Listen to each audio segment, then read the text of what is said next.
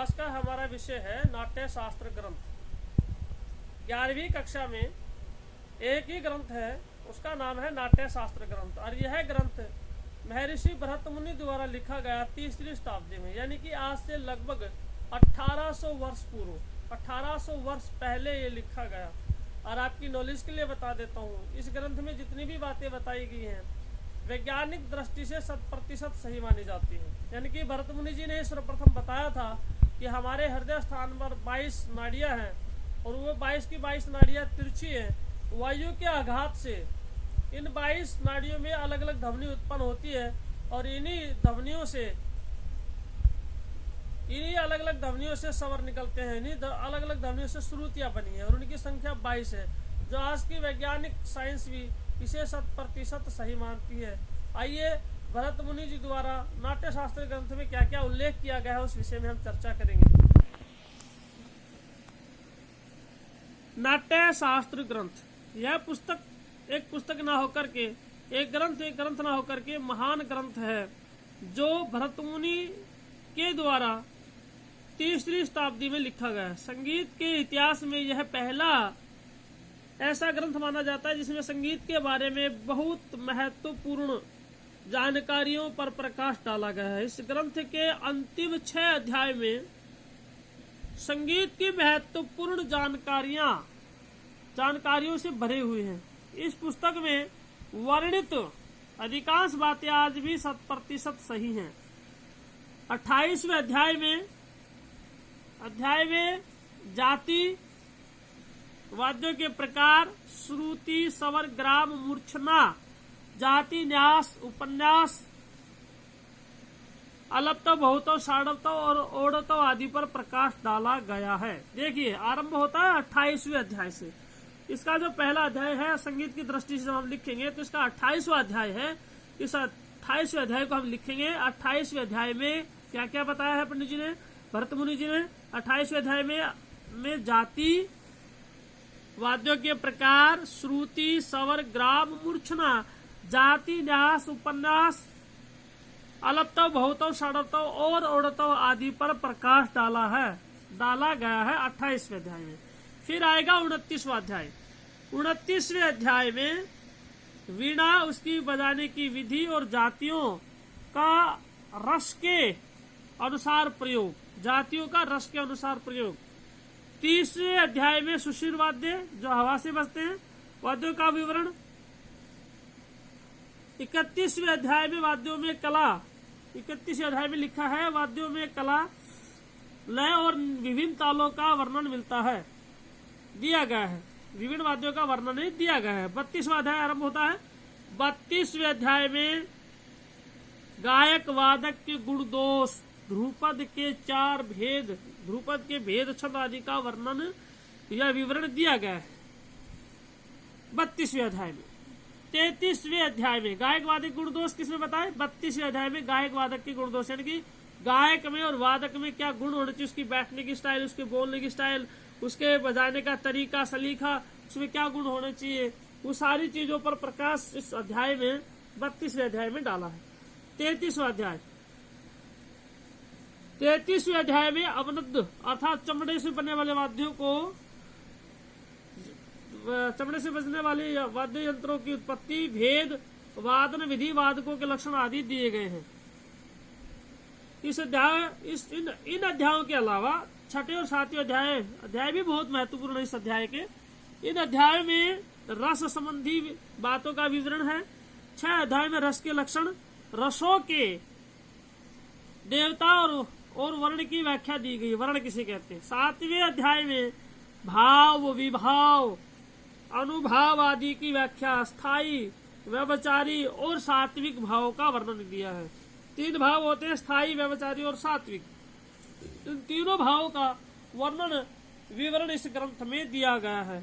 यानी कि मानव दृष्टि से, मानव संस्कारिक दृष्टि से, मैनर्स के हिसाब से भी लिखे गए हैं कि मनुष्य में क्या क्या गुण होने चाहिए, क्या भाव होने चाहिए, उस पर भी भरत मुनि जी ने प्रकाश डाला संगीत के साथ साथ। कुछ विद्वान इस ग्रंथ को 5वीं सदी में लिखा हुआ मानते हैं, जो कि पूर्णतः गलत है, क्योंकि 3री शताब्दी में ही जाति गायन प्रचलित था और इस समय में भी 3 ग्राम अस्तित्व में थे। इससे सिद्ध होता है कि यह ग्रंथ 3वीं शताब्दी में ही लिखा गया है।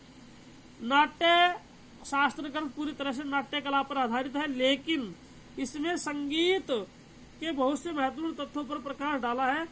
तो इससे यह सिद्ध होता है कि आज से 1800 वर्ष पहले सिद्ध होता है कि आज से 1800 वर्ष पहले नाट्य और संगीत में बहुत गहरा संबंध था।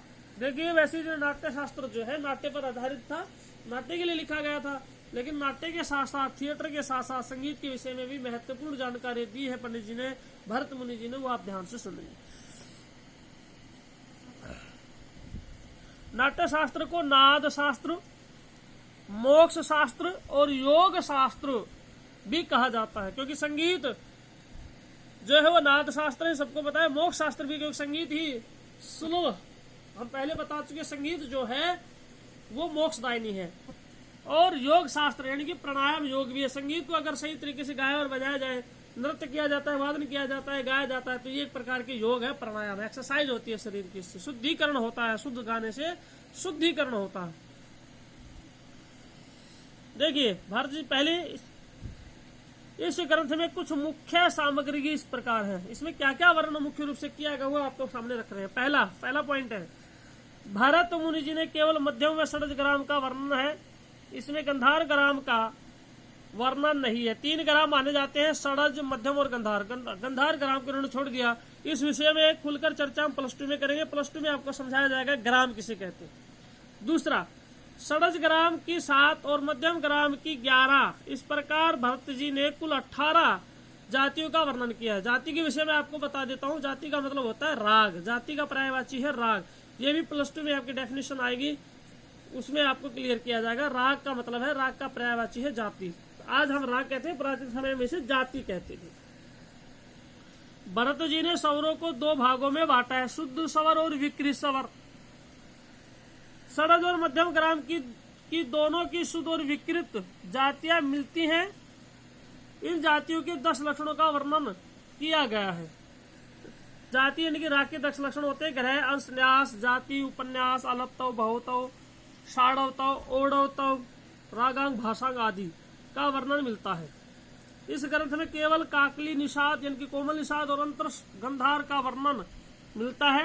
यानी कि इस समय में 2 ही स्वर कोमल थे, निषाद और गंधार।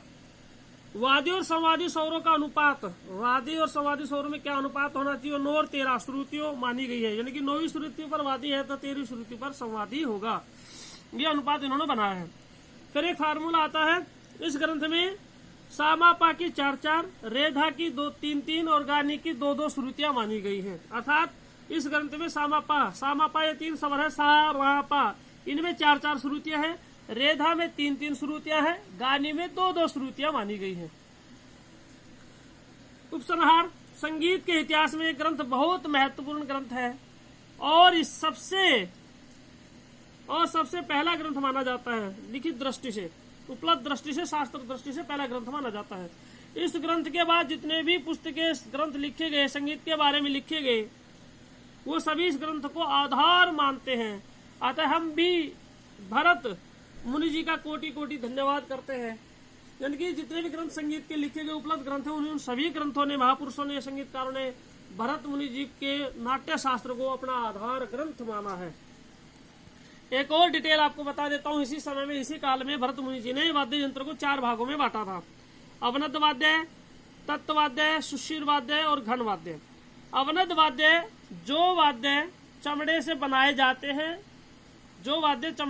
जाते हैं, उन्हें अवनद वाद्य कहते हैं, जैसे नगाड़ा, ढोलक, ढोल, तबला आदि। दूसरा वाद्य यंत्र का इंस्ट्रूमेंट का प्रकार है तत्वाद्य। तत्वाद्य यानी जो तारों के माध्यम से बजाए जाए, जैसे वीणा, सितार, गिटार, स्ट्रिंग या वायर के द्वारा जो बजाए जाते हैं, जैसे गिटार है, सितार है, वीणा है आदि, सारंगी, वायलिन आदि। ये उसे कहते हैं तत्वाद्य, या इसे तंतवाद्य भी कहते हैं। अगला है सुशीर वाद्य। सुशीर वाद्य यानी कि सुशीर पर्यायवाची है हवा का। सुशीर मतलब हवा, जो हवा के माध्यम से बजाए जाते हैं, जैसे बांसुरी है, शंख है, शहनाई है, हारमोनियम है, क्लारनेट है, बैक पाइपर है। ये सब किससे? हवा से बजाए जाते हैं।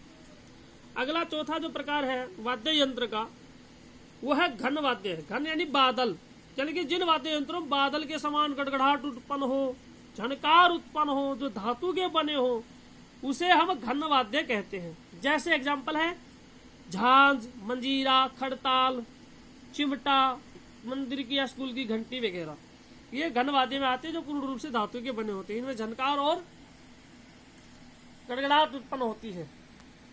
तो ये थे भरतमुनि जी का नाट्य शास्त्र ग्रंथ। इसको अच्छे से बारीकी से सुनेंगे, पुश करके बार बार स्टॉप करके, और इस ग्रंथ को अच्छे से अपनी पुस्तक में लिखेंगे। कोई शब्द या